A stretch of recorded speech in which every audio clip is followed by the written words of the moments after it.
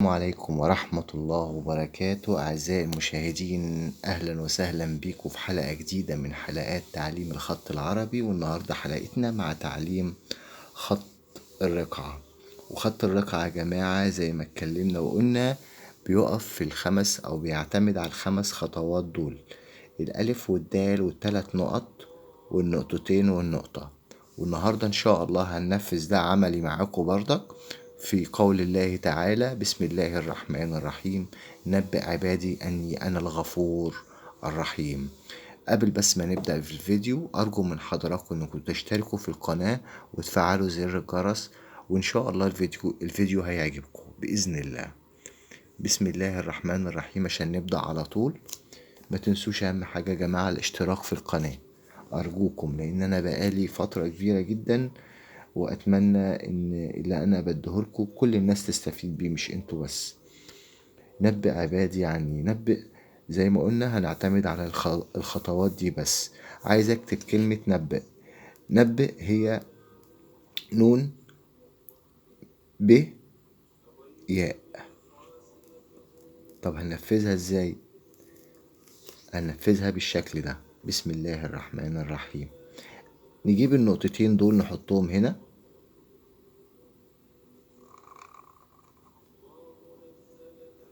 وبعدين التلات نقط اهم، وبعدين النقطتين تاني بس بميل لتحت. يبقى احنا كده عملنا ايه؟ ادي النون وادي الباء. طب الياء اللي هي اللي تحت، احنا قلنا ادي نقطتين وادي نقطتين وادي التلات نقط اللي هما دول. بدل ما اعملهم كده انا عكست التلات نقط، كتبت لي كلمة نبأ. طب كلمة عبادي. كلمة عبادي شايفين الدال؟ بقلبها اهي، وبجيب النقطتين دول في نقطتين تانيين. ادي نقطتين اهم، وبحط نقطتين تانيين. الباء نفس الحكاية، بجيب النقطتين تاني بحطهم اهم، وبنزل بالألف. الدال اهي.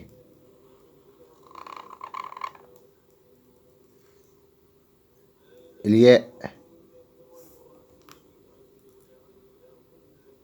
شطف النقطة دي، تلات نقط دول هجيبهم هنا اهو، والنقطتين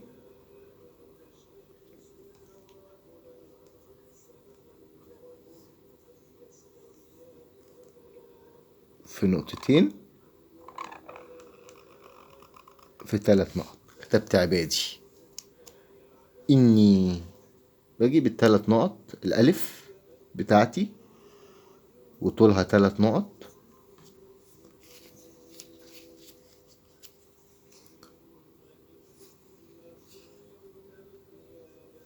طيب عبادي أني أنا بقى نص الألف النون أهي، نص الألف. يعني احنا قلنا إن الألف دي يا جماعة بتبقى تلات نقط، الطول بتاعها ده من فوق لتحت كده أهو تلات نقط. أنا هجيب النص بتاعها ده وهحطه هنا، تمام.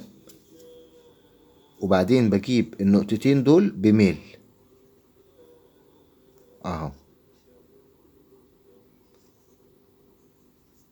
وبعدين بخش بنقطتين تاني تحت كده اهو في التلات نقط بتوعي. يبقى جابت لي كلمة ايه؟ اني. تمام. معانا بعد كده كلمة انا، دي سهلة اهي. ادي الالف وادي الدال، ممكن لو انا عايز اعمل لها سنة، وادي الالف التانية. انا. خط الرقعة من اسهل انواع الخطوط. خط الرقعة يعتمد على الخمس خطوات دول اللي انا بقوله لكم دول، الالف والدال والياء اسف، والثلاث نقط والنقطتين والنقطة. هكذا كلمة الغفور. طب كلمة الغفور هتتكتب ازاي؟ اني انا الغفور، ادي الالف، وادي الالف بتاعت اللام بعمل بيها اللام، وادي نقطتين. الغين هنا او العين، انا عملت النقطتين بتوع دول اهم، بجيب نقطة هنا اهي، في نقطة تاني كده اهي بميل اهي، نقطة برضك، نقطة عادية اهي، يعني كأنك عملت نقطة كده في نقطتين من هنا. طب الفاء بزود انا هنا سنة كده، بطلع بالثلاث نقط، الثلاث نقط دول اهم اهم. نكتب الكلمة تاني في حتة واسعة شوية، معلش.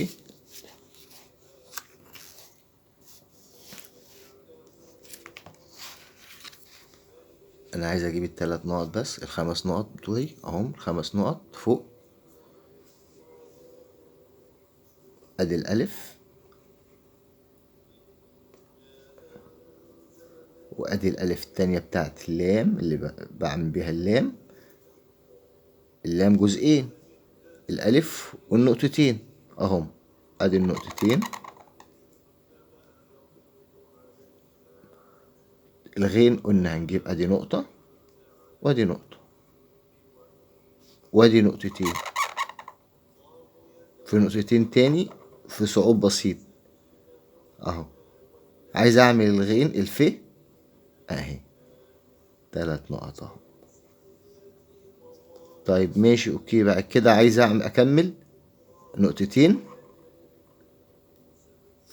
بلف حوالين نقطة. لو فاكرين شرح الواو هشرحها لكم تاني دلوقتي، في نقطتين تانيين اهمت عملت الواو، ادي الغين وادي الراء.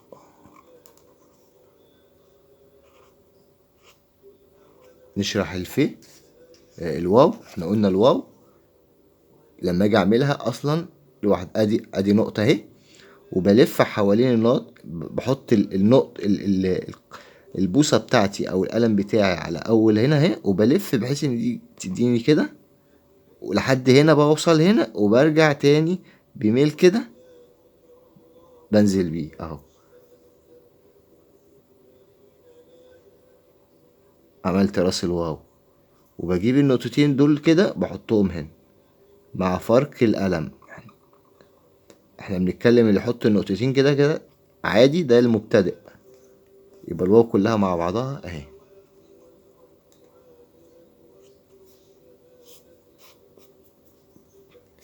تمام اهي.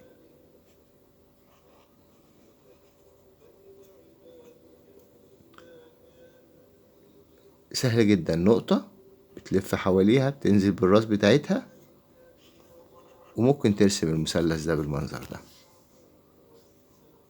عبادي أني أنا الغفور الرحيم. كلمة الرحيم احنا قلنا ادي الألف وادي اللام، بمشي مسافة نقطتين، وادي النقطتين بتوعي تانيين. طيب الحاء ادي نقطتين في نقطتين، وبجيب التلات نقط احطهم هنا، عملت الحاء.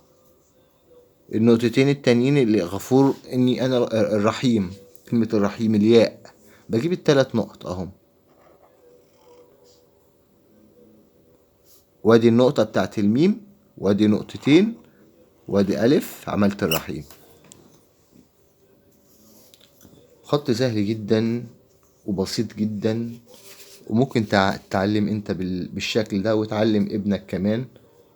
وعلى فكرة مفيش فرق بين قلم البوصة وقلم القلم العادي، يعني انت علم ايدك تكتب بقلم البوصة، خطك العادي هيتحسن لوحده، لانك هتعرف شكل الحرف، وهتعرف الهندسة بتاعته والفن، ازاي تنفذه، ازاي ابعاده قد ايه. فانت بالتالي اكيد هيأثر عليك، وايدك الخط الصغير هيتحسن. ويا ريت يا جماعة تعلموا أولادكم الخط، علموا أولادكم الخط.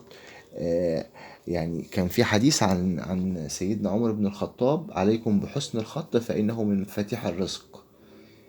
الخط بيهذب النفس وبيجيب الطمأنينة في الروح. الخط فني جميل جدا جدا جدا، بس اللي يفهمه ويحبه. احنا قلنا الألف اهو 3 نقط. نشرح لكم كمان الواو تاني. احنا قلنا الواو ادي نقطة، تمام، وبلف حواليها وباخد الشطف بتاعي لتحت.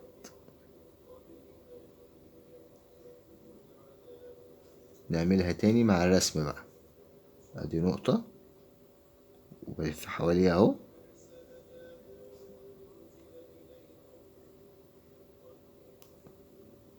تمام. الجزء ده بقى بيترسم، ممكن ترسمه.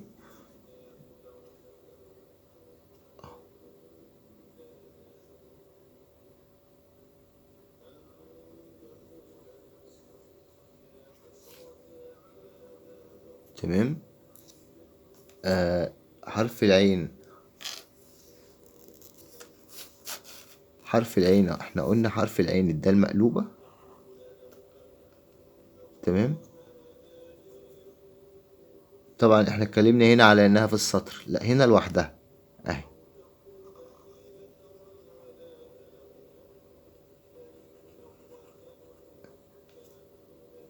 بالمنظر ده، تمام. ارجو ان انا اكون فدتكم، وارجو انكم تستفيدوا معانا وتشتركوا معانا في القناة، وما تبخلوش عليا يا جماعة بالاشتراك، وما تبخلوش عليا بالاعجاب. كان معكم وليد وهبة، والسلام عليكم ورحمة الله وبركاته.